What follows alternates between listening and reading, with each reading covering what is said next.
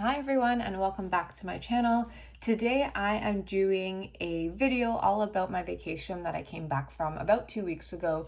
I did just over a week in France, one day in Geneva. So I did Paris, Geneva, and Chamonix. And as you can see by the title, what we have written here, I was able to save quite a bit because of churning and credit cards, which is obviously a topic that I talk about a fair bit. So now I was giving tips and tricks and the ways in which I've used, the credit cards that I've had and how I've collected points. And now I'm showing you exactly how I use those points.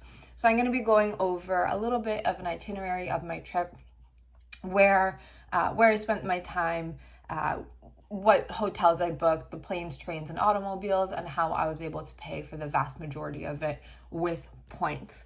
So I hope you enjoy this video. Please comment, like, and subscribe. I know every person on YouTube says that, but it's cool if you do. It's really nice to see that there's people joining in and appreciate my videos, especially just because I'm just a young woman trying to share some information that I have of a hobby of mine. So it's really cool that there's a bunch of you guys joining in and liking and commenting on my videos. So I think we can go ahead and get started. So my trip, I started booking it around last March.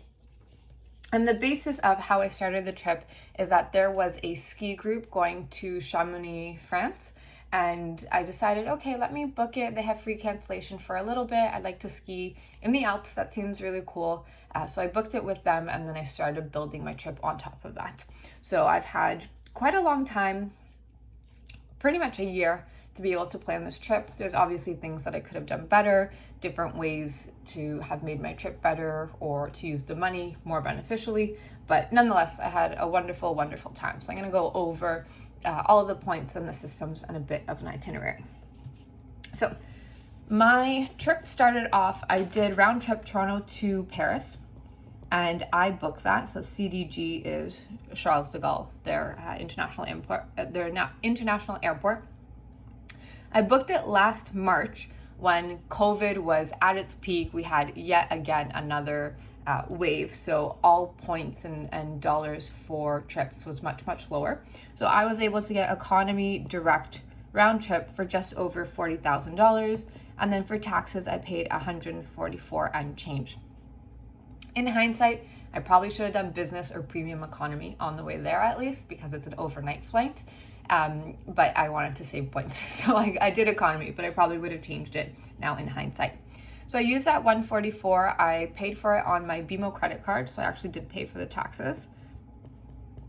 And the reason I put it on my BMO credit card is because if you do any part of your trip on the credit card, you will get the full insurance. So I kept this card for over a year. It's that BMO Eclipse Visa Infinite card. I just closed it down. I was waiting to complete this trip, and then right when it finished, I called and closed it down. It's not my favorite card. I really was just keeping it for the insurance, but I did end up paying for that in cash. So round trip was 40.8K Aeroplan points and just under 150 in dollars. So I got to Paris, and then I spent 2 nights there, and my 2 nights were at the Hotel Excelsior, which is right by the Luxembourg Gardens, so it's pretty core downtown, I would say. And I actually paid for this with my BMO points. So if I paid cash, the 2 nights would have cost me $366 and change. What I did is I booked it on my BMO card, and then when I went there, I had to pay for it, and just from traveling and confusion, I ended up giving them my Scotia card. So my Scotia Visa card was the main one I was using on my trip, just because there's no foreign exchange rate on it. So then I paid with it with my Scotia card, and I started getting a little bit worried that maybe BMO wouldn't refund me the points, but it actually worked even more beneficial, even better for me, because what ended up happening is that BMO still gave me the points on my credit card. I ended up having a credit. I've since called in and transferred that credit to a checking account. And then I was able to pay on my Scotia card, so I was able to get some points on there. So I kind of got the best of both worlds from that mistake, so I'm glad it worked out. So I used all of it on my BMO points and closed down the card. I think I maybe paid $1 or had $1 credit or so. It's more or less the same. So I was in Paris for 2 nights, just herp-derping around. I went to the Louvre, I went to the a few other hotels. It was great, beautiful weather, loved it.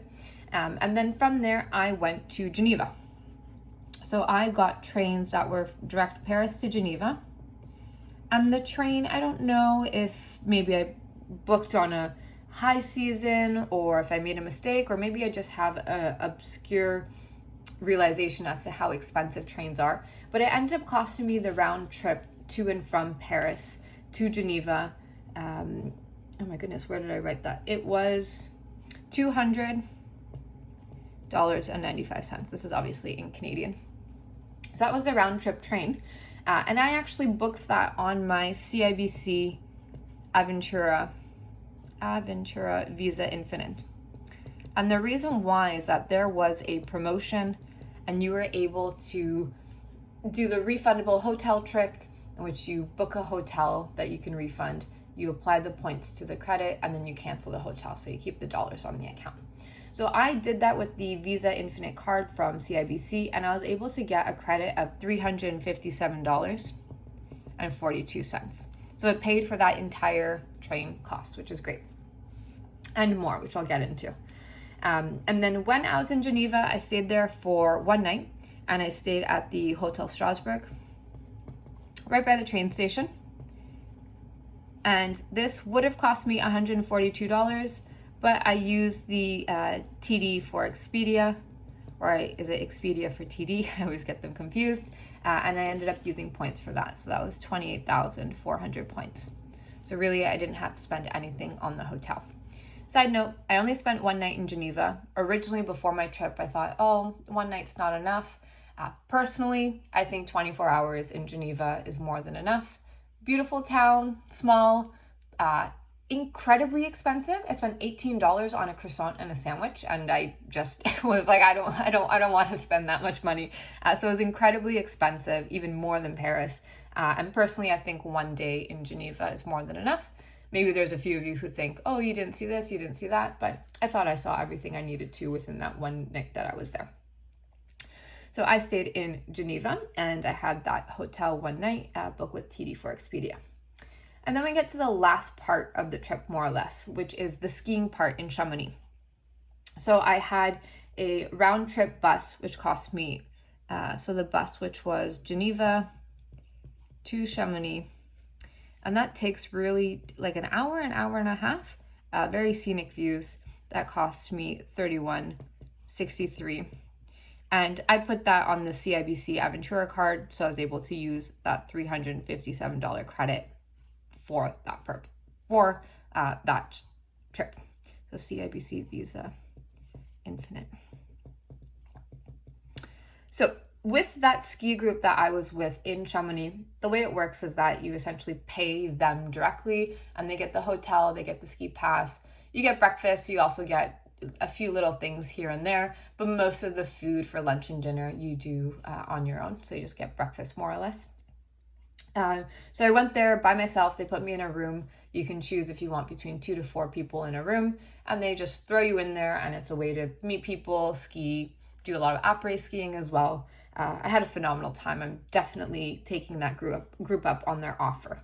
But I figured 3 days of skiing isn't enough if I'm going all the way to Europe. So I went to Chamonix one day early, and I did one extra ski day on my own, and I had one extra night at a different hotel. So while I was in Chamonix, I stayed at the Alpina Hotel, which I quite liked. And that I also paid for with the TD for Expedia / Expedia for TD points. If I paid cash, it would have been $187. But instead, I used up all of my points, which was $37,000 via TD. So I didn't have to pay anything there. So I did the one night there. I actually quite liked that hotel. And then I skied one day, which was wonderful. I also did that one day ski pass on the CIBC Aventura card. Side note, skiing in Europe, although it's a lot harder and more expensive to get there, is significantly cheaper than North America. So just a side note, a one day ski pass is €50 and renting skis is €20. That's how much I paid. So definitely a really good option if you enjoy skiing. So with the ski group, like I mentioned, you pay them directly and you pay them in installments. Now, to be honest, I started this YouTube channel after planning this whole trip, so I don't have exact figures. The way that the group worked is that it was 850 euros was the final cost for 3 days. So you would pay them directly. And obviously, if you convert that to Canadian, if I did just a spot exchange rate right now, it's about 1,160 is the amount that you'd be paying for it. So I split it up into multiple installments. And for the installments, I use different Scotia cards. I've had them now multiple times. And I used the credits from the Scotia cards. Thankfully, it did code as travel, so I was able to apply it to travel to get quite a bit back. Now, I don't know, I was going through, I don't know for sure how much I used of those travel points and how much I had available. But if I was to take a guess, I would say about 600 or 650 I was able to use points or credit on the Scotia card, and then I paid the rest in cash. So we're gonna say I spent about 450 Canadian dollars for that trip. The rest I got via credit. In hindsight, I probably would have had more credit cards, so I could have had more credits, maybe using that CIBC Aventura card, maybe using the TD card. There's a number of different options, so I could have decreased this price. But if you look at my trip, that was essentially the most expensive part. So about 650 in points and about 450 is cash money that I paid. So I stayed there in Chamonix. Beautiful, wonderful, great time, loved it. And then after I finished up at Chamonix, I went and I took that bus back to Geneva. And then when I got to Geneva, I took the train back to Paris. In hindsight, I should have just made my flight direct from Geneva back to Toronto. I essentially spent 1 extra day traveling when I didn't need to. Obviously, when you plan trips, hindsight is 2020, but that's okay. And then I was in Paris for 1 night before getting my flight home. So when I was in Paris, I stayed my last night at the Best Western in Montmartre, and it cost me 20,000 points, which is essentially 1 credit card. When you open up 1 Best Western card, you get 20,000 points. It's not the greatest ROI, but it works out well for situations like this. So I was able to stay there. I think I ended up getting there at about 6 p.m. or so. I was able to go to the Sacré-Cœur and see the sunset, and I was able to make it in good time because just as I was leaving, they were closing down the park. So at least I got a little bit of that. And then from there, I spent the night there before returning back via direct flight, Charles de Gaulle to Toronto. So all in all, I had a great time if you're interested in knowing. And when I did the calculations, I have it written down here. If I paid cash, it would have been about $2,600. Now, this obviously does not take into consideration things like spending money while I was there. It doesn't take into consideration my ski rentals, for example. Which, side note, I put the ski rentals, some of it on that CIBC Aventura card, so I got some of that credit as well. So this is more or less just transportation and lodging while I was there. But if I paid in cash, it probably would have been about $2,600, assuming that this is maybe like $600 for that round trip flight, kind of taking a random number and keeping it on the lower side. However, I actually spent probably about $600, if less. I more or less just spent the amount for the, for the ski group, which is this one here. I should write that down for the ski group. So I spent, let's say we're going to say $600 because there are a few miscellaneous fees. You have, you spend $4 or $5 on the hotel lodging fees every night when you're there, which isn't too much. So all in all, I saved quite a big chunk, over $2,000. And I had the best time. And now I've had people ask me, is churning worth it? Because wouldn't it make more sense if I put that money into my job so I can make more money at my job? And my answer is very simple, which is if my job gave me $2,000 more a year, I would not automatically turn around and say I'm spending those $2,000 on travel. With credit card churning, more or less my only option is to spend it on travel. So I'm forced to take vacations. I'm forced to go on trips. And that, my friends, is a wonderful thing. So here you can see dollar for dollar all of the benefits. Oh, my computer's turning off. We don't want that right at the very end. Here you can see dollar for dollar all of the benefits that come with credit card churning in the case that you're able to do it properly and you have the time and the means to plan it and such.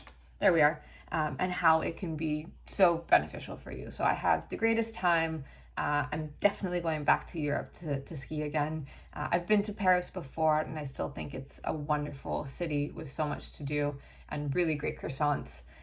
Chamonix I thought was beautiful. Geneva, been there, done that. But I will be having another trip more or less all on points later this summer, a little bit of Portugal and Spain. So I'll be having one of those videos at the end of summer once I complete that trip. I might even have one before the trip, just kind of running down what my itinerary is and what my plans are as well. So with that, I hope you enjoyed the video. I hope you're able to see the benefits of churning and how I was able to use that for myself. Thank you for being here. I hope to see you in a future video. Happy churning. Bye for now.